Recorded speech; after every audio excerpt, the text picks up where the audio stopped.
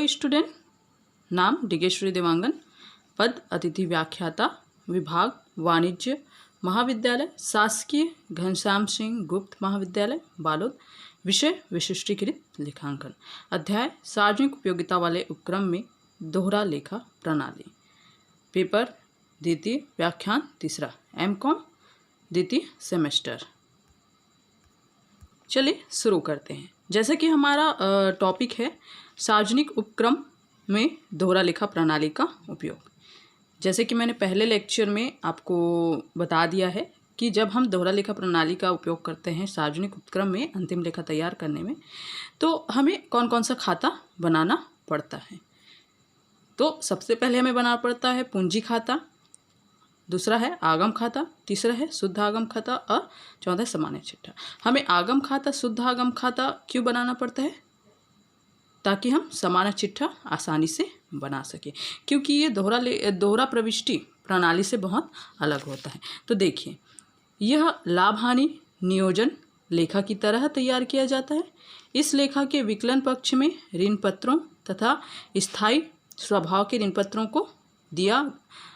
पत्रों पर दिया गया ब्याज, पट्टे पर ली गई संपत्ति का किराया, विभिन्न संचय एवं सिंकिंग कोष में अंतरण, आयकर, अंशों पर लाभांश आदि मदों का उल्लेख किया जाता है। तथा समाकलन पक्ष में आगम लेखा का समाकलन शेष, बैंक से प्राप्त ब्याज तथा गत वर्ष का शेष का उल्लेख किया जाता है।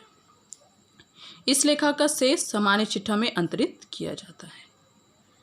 मतलब इसमें कहने का आशय यह है कि जब हम दोहरा प्रविष्टि प्रणाली का उपयोग करते हैं तो हमें चिट्ठा बनाने के लिए लाभ हानि नियोजन खाता, लाभ हानि खाता बनाना पड़ता है।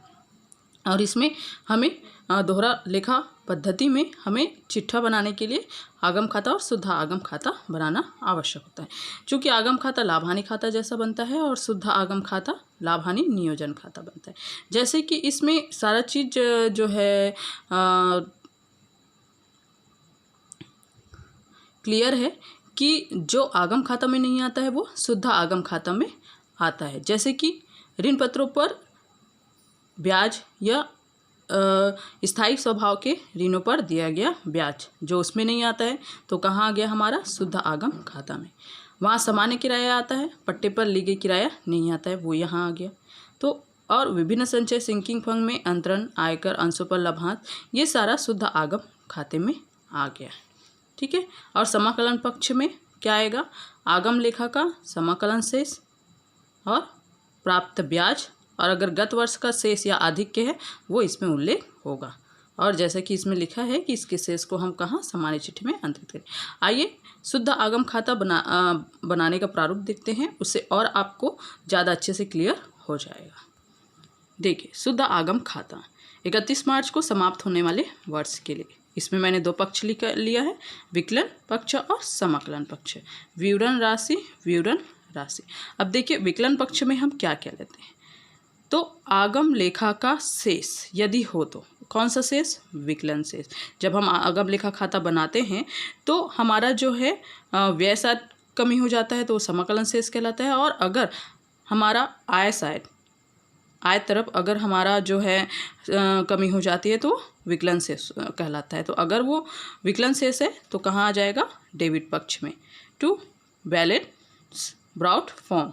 फिर उसके बाद टू ऋण पत्रों तथा स्थायी स्वभाव के ऋण पर दिया गया ब्याज, to interest on security deposit and fixed loans. फिर टू पट्टे पर ली गई किराया खाता है ना, जो कि वहाँ पे नहीं आता है, कहाँ? आगम खाता में, टू लीज रेंट अकाउंट। फिर टू अंशों पर लाभांश, इंग्लिश में to dividend on share.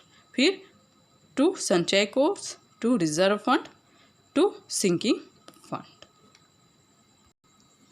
To आयकर, टू इनकम टैक्स। फिर उसके बाद अगर इधर कमी हुई तो उसको जो है किस पर आधिक्य? समाकलन पर ये आधिक्य, ये सामान्य चिट्ठे में क्या हो जाता है? अंतरित हो जाता है और ये समाकलन शेष कहलाता है।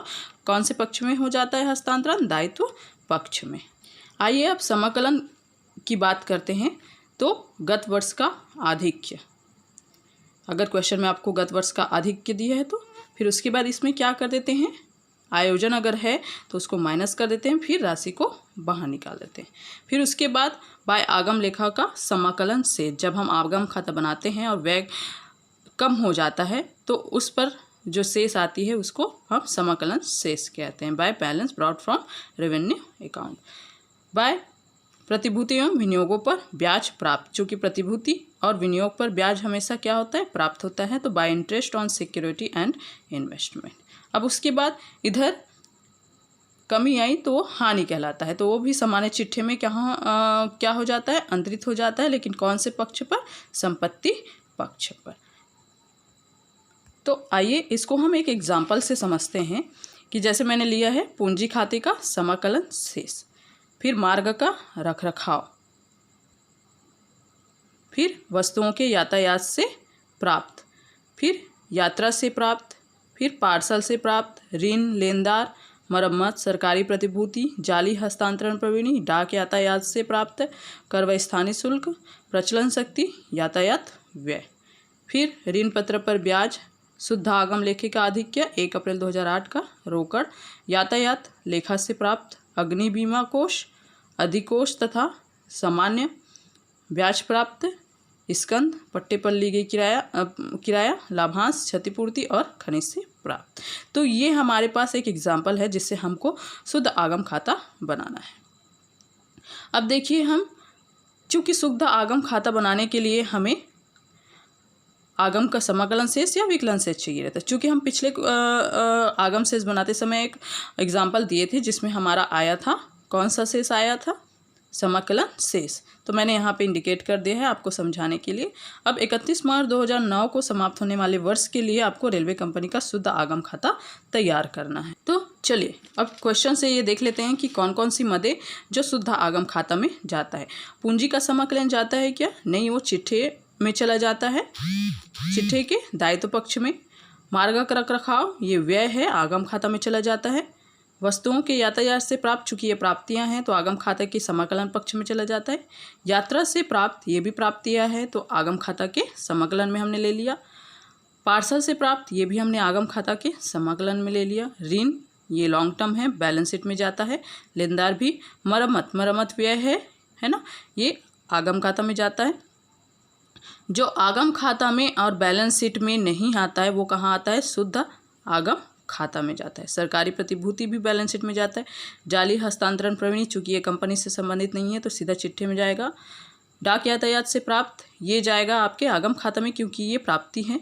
कर स्थानीय शुल्क व्यय है, ये आगम खाता में। प्रचलन शक्ति, यातायात व्यय, ये सब आगम खाता में जाएगा। अब देखिए ऋण पत्र पर ब्याज, चूँकि हमने लेक्चर में पढ़ा था कि आगम खाता पर किसको नहीं लिया जाता है, ऋण पत्र पर ब्याज को, तो मैंने पहले ही कहा है जो आगम खाता में नहीं आता है वो कहाँ आएगा, शुद्ध आगम खाता में। फिर क्या आता है उसमें, फॉर्मेट के अनुसार कोई गत वर्ष का आधिक्य, तो ये है हमको बनाना है 2009 के लिए, ये है 2008 का, तो ये आएगा। ये मैंने इंडिकेट कर दिया है कि कौन सा शुद्ध आगम खाता में आएगा, ये भी आएगा। रोकड़ आपका बैलेंस शीट में आएगा। यातायात लेखा से प्राप्त, तो ये सीधा चिट्ठे में चला जाएगा। अग्नि बीमा कोष चिट्ठे में चले जाएगा। अधिकोष तथा सामान्य ब्याज प्राप्त, ये ब्याज प्राप्त यानी आप ये शुद्ध आगम खाता के क्रेडिट पक्ष में चला जाएगा।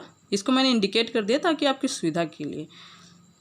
स्कंद, पट्टे पर ली गई किराया, ये भी आपका जो है शुद्ध आगम खाता के डेबिट में चला जाएगा क्योंकि ये व्यय है। लाभांश, ये भी डेबिट में चले जाएगा। क्षतिपूर्ति, चूँकि व्यय है, ये आपके आगम खाता में, और खनिज से प्राप्त आगम खाता में। तो चलिए बनाते हैं शुद्ध आगम। तो देखिए मैंने रेलवे कंपनी का शुद्ध आगम खाता बनाया है। विकलन पक्ष और समाकलन, विकलन में व्यय ही लिखते हैं, जैसे ऋण पत्र पर ब्याज फॉर्मेट में हमने देखा है। पट्टे पर ली गई किराया आएगा, लाभांश, और इधर आएगा गत वर्ष का आधिक्य, अधिकोष से प्राप्त ब्याज, और आगम खाते का समाकलन शेष। तो इस प्रकार यहाँ आधिक्य आ गया। अब ये जो है कहाँ जाएगा आपका, ये समाकलन शेष कहलाएगा, ये जाएगा दायित्व पक्ष में। अब चलिए हम बात कर लेते हैं सामान्य चिट्ठा की।